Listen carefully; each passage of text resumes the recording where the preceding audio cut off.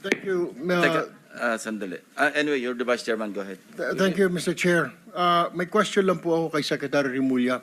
Mr. Chair, yung pong sinasabi na widespread according to ICI, yung Independent Commission for Infrastructure, na meron daw po empleyado ng DPWs na pinagsisira po yung mga dokumento. Ito po ay parang itinatago, Mr. Chair. Ang tanong ko po kay Secretary, ito po ba ay makakasuhan na rin ngayon dahil mukhang malinaw pa sa sikat ng araw na may tinatago, removal, concealment at destruction po ng mga documents, Mr. Chair? Yes, sir. We can file the cases immediately. So, marami po yata ang violation nito, Mr. Chair. One last question for the Secretary. Falsification din po ng public officer or employee under Article 171, violation of PD 1829, at saka violation of Republic Act 9470. So, lahat po ito, ikakaso po, ikakarga po ito. Pwede po ikarga. Depende po sa facts of the case lang, sa mga allegations natin at sa ating ebidensya. Na-identify nyo na rin, Mr. Chair, nasabi na po ba sa inyo ng ICI kung sino pong tao na ito? Hindi pa ho, ang ICI po kahapon lang kami nagsimula makipag-usap sa kanila. Pero in due time po, tomorrow po ako mag-a-appear sa ICI. Maraming salamat po, Mr. Chair. Interjection, Mr. Chair, with the indulgence of the Yes, Vice please. Chair. Salamat, Mr. Chair. Kay Secretary Remulla, sir, sa pagkakaalam po ng DOJ, meron po bang mataas na tao na nag-utos sa itong report ng widespread destruction ng mga dokumento kaugnay nung iniimbestiga ng Blue Ribbon Committee? Wala pa ho kami nakukuha na pero iniimbestigahan ho ng NBI yan. Salamat, Sec. And may mga crucial documents ba na nawala na sa atin, both sa department at sa Blue Ribbon? Usually ho, redundant naman ang documents eh. Redundant yan. So I think that we can still establish those documents, at least the duplicates of the documents will still appear. Aasahan po natin na may copies pa, may duplicates pa. Yes, sir. Salamat, Secretary. Salamat po, Mr. Chair at Vice. Meron din akong gusto i-clarify kay Secretary Remulla. Hindi po limitado kay Henry Alcantara ang inyong pagkonsidera, at least pag-consider, na may maipasok pa sa program, hindi po ba? Hindi po. It's not limited to him. As the hearings go on, we will evaluate everybody and the value of the evidence that they can present. At saka syempre po yung vantage point kung sino talaga makakapagturo sa mga salarin, kung ika nga. So pwede rin pong matanggap sa Witness Protection Program ang mag-asamo Diskaya, pwede rin si Bryce Hernandez, as maski sino sa mga resource persons natin, depende sa inyong evaluation. Opo. At sa ngayon po, we can, if they apply, we can consider them protected witnesses already. Pwede na namin bigyan ng security ang mga nag-a-apply. Ang kailangan lang po dito talaga, yung evaluation as state witness. Malaki yung pagkakaiba ng dalawa. Maraming salamat po Mr. sa Chair. inyong pagpapaliwanag. Mr. Chair, may pahabol lang po ako kay Secretary Remulla. Mr. Chair, di po ba ang sinasabi, is it true, pag ikaw po'y naging state witness, absuelto ka na po dun sa kaso wherein kasama ka? I mean, just point of clarification, Mr. Chair. I'm not a lawyer, so pakipaliwanag nga po. As a state witness, hindi ka na po matcha-charge sa kaso na yan. Tama po ba ito? Kung na-charge na po, pwede ho ma-discharge ng court. Pero pwede rin ho hindi namin i-charge. At ang i-charge namin yung mga tinuturo po ng state witness. Kung siya po ay maging state witness. At sa aming, ang mahalaga po dito, yung magiging agreement ng DOJ sa magiging state witness ay hindi ho sila magva-violate ng mga patakaran na nakalagay po sa Memorandum of Agreement between the state witness and the Department of Justice. So this is one way, Mr. Secretary, Mr. Chair, na mapapanagot po natin, aabutin po natin yung pinakamataas dito, Mr. Chair. Yun po yung ideya. The higher up the food chain, the better. Kasi yun po yung gusto natin mangyari dito at managot po. Yung dapat managot. Kasi dapat po matutunan po ang bansa natin. At hindi na ho talaga tangkapin yung ganito mga gawain ng mga leader natin. Yun po yung ating gusto mangyari. Mr. Chairman, I'm sorry. Yeah, Mr. Chair, one last question for the Secretary. Nabigyan na rin po ba kayo ng abiso ng Pangulo na wala pong sisinuhin because yun po yung press statement niya, kamag-anak, kaibigan, kaalyado, wala pong sasantuhin. Were you given that instruction already, Mr. Chair? Opo, ayan po ay malinaw na malinaw sa aming usapan sa mga usapan namin mula nung simula pa ho ng kanya pong nireveal yung mahiya naman kayo speech ay sa SONA po. Lagi pong ganun ang usapan namin. Dapat lahat yan managot na. Panagutin natin lahat. Mr. Wala tayong Chairman, pipiliin. quick question for the Secretary. Since there are other members who want to ask questions, can we go back to the original guidelines, laid out by the chair, yung in their order of arrival? So kung may tanong, alam may tanong si Senator Pangilinan, siya po nauna rito, papayagan po siya magtanong. Kung wala naman, para makapagtrabaho na rin kayo, pag-evaluate ninyo, susunod-sunod rin na lamang. Senator Pangilinan? Yes, no, just a manifestation that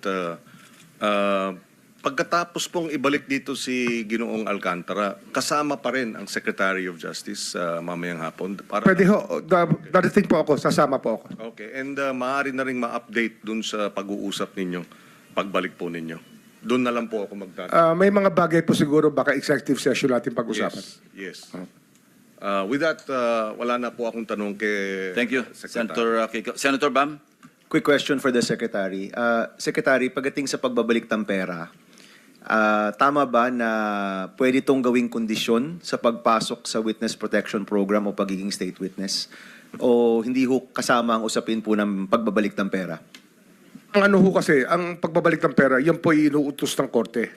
Pero para ho makita natin ang good faith ng isang testigo, isang tanong po yan na binibigay natin sa kanila. Kasi kung gusto ho nila maprotektahan, dapat yung full good faith, isosolid talaga nila. Yun po yung isang test natin sa kanila. Hindi ho, wala ho yun sa patakaran, pero isang test po kung reliable po yung witness o hindi. Mr. Secretary, palagay ko po yan ang hinihintay ng maraming tao. Kung meron pong mag-state witness, mahalaga na maibalik po yung pera na ninakaw po sa ating bayan. Opo, salamat po. Mr. Chairman, Chair. just very quickly lang, just to follow up. Okay, Very quick. go ahead. Yes, at doon sa usapin, kasama ba na sa usapin ng good faith, ilalabas niya lahat ng mga accounts niya at ipapaabot sa inyo? Hanggang sa kaya pong makuha sa testigo, yan po yun talaga mga gusto natin mangyari. Accounts and amounts. Opo, kasi may dalawa naman tayong proseso rito. Pwede ho itong hingin sa kanila. Kung di naman nila ibibigay, andyan naman po yung ating Anti-Money Laundering Council na pwede hong mag-freeze ng accounts. At yun lang po, papa-forfeit lang po natin sa Sandigan Bayan pagdating ng panahon. Willing ba si Ginoong Alcantara ngayon na sasabihin niya sa pag-uusap niya? Senator Pangilinan, you're limited to one Yes, question. yes or no lang, Mamaya yes na or lang tanghali. Oh, yes or no lang, Mr. We will ask him. I think that he has signified his willingness to do that already Ayan. in a prior message to one of the contacts in the Senate. So, And for the record, Mr. President, si Ginoong Alcantara is nodding his head. Hindi man siya nagsumagot, he is nodding his head. Thank you. Thank you. Senator Risa? Quick two follows up, Sec, dun sa kaninang issue ng reported na destruction at tampering ng mga DPWH documents kaugnay nitong investigasyon. May suspetsya na po ba ang DOJ kung sinong mas matataas na taong maaring nag-utos niyan? posible pong mas mataas. Yan po yung ating tinitingnan sa loob po ng opisina ng DPWH tsaka lahat po ng pwedeng mabanggit sa mga sinumpang salaysay. Yan, wala ho makakatakas dito pagdating sa sospecha. Everybody's a suspect pag nandito na po sila. Everyone is a suspect all the way up to the top of food chain, ika nga sa DPWH. Opo, opo. And lastly po, kung mayroong mang kayong ma-establish na importanteng dokumento na natamper na o na-destroy na, paano pong gagawin? Paano po bubuin yung chain of evidence tungkol sa iniimbestiga ng komite? We will have to resort to secondary evidence. Pero yeah, that is an accepted mode under the rules of court and under evidence. At para ma-preserve po yung secondary evidence that still exists probably right now, meron po bang magagawa ang DOJ na pigilin na itong reported na destruction at tampering ng dokumento dun sa kabilang department ng DPWH? Yung nga, pinag-uusapan na ho yan, as we speak ngayon, meron na ho kami mga taong nakikipag-usap sa kanila. Salamat po, Secretary. Mr. Chair. Thank you, Senator JB. Mr. Chair. Let's limit our questions kay Secretary Remulla para mamaya sa mga ibang resource persons na lang. Senator JB? Hindi, teka muna. Meron tayong ano. Senator Soto is next. Wala. Senator Marcoleta. Senator Soto. Wala. Senator President. Senator Marcoleta. Thank you, Mr. Chair. Mr. Secretary, a couple of days ago, in the last hearing when you were here, we somehow settled the issue that restitution is not a requisite for an applicant to the WPP. Is that correct? It's not in the law. But sa akin ko kasi, hindi lang po batas na nagdidictate dito. It's also what is morally right, what is expected of us. Yan po kasi, kahit hindi nilagay sa batas, mga given po yan sa ating lipunan. What do you mean by that, Mr. Secretary? Kasi wala nga sa batas yung ano. Wala yung, nga sa batas. Yung Then, anong requirements ilalagay mo sa batas? for admission to the witness protection. Ang restitution is not part of it. Yes, it is not. Oh, pero hindi ho nangangahulugan na hindi namin pwede i-layout yan depending on the case. Mr. Secretary, I am still in the stage where a particular applicant wishes to apply under that program. And there is a process. In the process, restitution is not one of the requisites. That correct? Opo, pero if it's in terms of this case being a financial crime, sir, this is a crime against the Mr. Secretary, financial status of the Filipino people, of the Philippine Republic. I think that it's just right. Mr. that we ask. Secretary, are you amending the provision of the No, law? sir. No, sir. But that is how we run the witness protection program. As a lawyer, Mr. Secretary, may I ask you, in a criminal prosecution, the civil liability is impliedly instituted. Is that correct? Of course. Kaya nga eh. Hindi naman nangangahulugan kung sakasakali na natapos na yung criminal prosecution. Kapag ka nakita na mayroong criminal liability yung tao, because it is impliedly implied, doon lang magkakaroon ng restitution. It will come after. Paano mo sasabihin na magre-restitute ang isang tao? Meron na bang findings kung magkano i-restitute on how it can be restituted? Nag-a-apply pa lang eh. Huwag po ninyong babaguhin ang requisite ng batas, Mr. Secretary. I thought nung dumating ka dito, nagkaintindihan na tayo eh. Kaya nabablar ang proceedings natin eh. Kaya nga kinote ni, siguro, ang chairman kanina gusto kong ituloy ito. Sinabi niya, nagpa-interview siya, na goodwill and sincerity should be done para i-test. Pwede ba yung ganito? I respect your opinion, sir. But It that is is not how, my opinion, it is in the law, Mr. Secretary. Yes, sir. Yes, sir. But I am At the operating. arbiter Sir, is can I the speak, law. sir? May I speak, sir? Yes, you I'm are operating from the Senator from Marcoleta, the kindly vantage allow the point of the resource reason behind the law, sir. What is the reason behind the law? So that we can get justice, and justice can only be attained if there is restitution. So that is the principle behind all of these things that we are talking about now. Mr. Secretary, restitution will come after. It cannot be. Sir, it can cannot come before or after, sir. It can come before or You after. cite the law that it come before. Wala nga po sa batas eh. Sir, Huwag po ninyong babaguhin ang batas, Mr. Secretary. we are operating on a unique set of facts, and we are, all of these matters are being evaluated because the gravity of this financial crime cannot be underestimated, and that the more assets that we're able to preserve at the outset, the better for our country, sir. Mr. Secretary, I'm very sorry for such a reasoning like that. Alam mo, nakikinig I'm very ang sorry, buong sir. bansa. Also, sir, I'm very sorry too if you do not agree with me. But I respect your opinion, sir, and we will carry out our job as we deem fit, as we see. Mr. Chair, I that said the I country am not needs. expressing an opinion here. I am articulating the provision of law. You do not change the provision of law, Mr. Secretary. You may be disbarred from doing this. Then it's your opinion, sir. It's your option, sir. Sinabi ko na nga, hindi ko opinion dito. I am Then it's your option, articulating sir. the provision of It law. is what you wish to happen.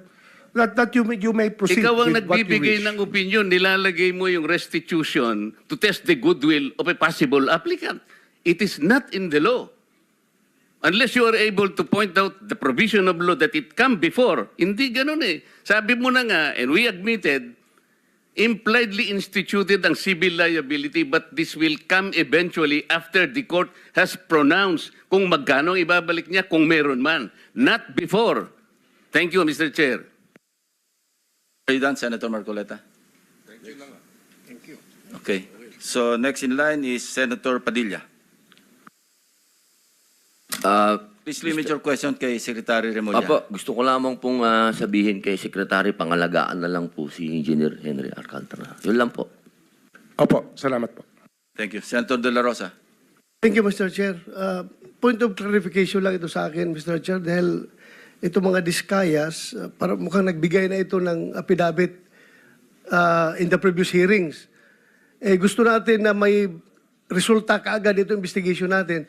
Baka pwedeng isama na rin yung affidavit nila, sir, na evaluate ng DOJ para isang bagsakan na lang yung pagpile ng kaso. Dahil marami sila binanggit na pangalan ng mga congressman. As a matter of fact, undergoing evaluation. Undergone by whom, Mr. Chair? DOJ. DOJ on So we met with them already and we will meet again with them tomorrow. Kasi nawala nga yung kahapon, sir. No? We lost the time yesterday. We were supposed to meet yesterday. Hindi lang po natuloy. Yes, sir. Mr. Chair, just para mas maganda kung isang bagsakan na makuha na sana lahat yan, mapaila na kaagad, Opo. Opo. mas maganda. Thank you. Thank you lang, Mr. Chair. Thank you, Salamat. Senator Rapi. Yeah, Mr. Chair, to Secretary Mulya, wala nga talaga sa batas yung bang magsoli muna ng pera para ikaw ay mapasok sa WPP. Pero kung pagbabasehan natin yung kagusto ng taong bayan, ang galit ng taong bayan, na gusto nilang magpakita in goodwill yung accused bago siya mapunta sa WPP, siguro mas maganda kung sundin natin yung kagusto ng taong bayan, right? Opo. Thank you, Mr. Chair. Mr. Chair, there Yes, is also, Senator I would like to manifest that hindi ko alam kung nakikinig ho tayong lahat, yung sigaw ng taong bayan na libo-libo sa People Power Monument sa Luneta, hindi lang po pagnanakaw, they were also shouting, ibalik yung pera nila. And I believe the Secretary of Justice heard that, and I believe Malacanang heard that. Kaya nga po, dito po sa mga kontraktor, mga opisyal, isole ninyo ang pera ng taong bayan. Hindi po batas ang pinag-uusapan. Wala ho tayong pakialam sa batas na yan. Sometimes, you have to bend the law to be able to please the people.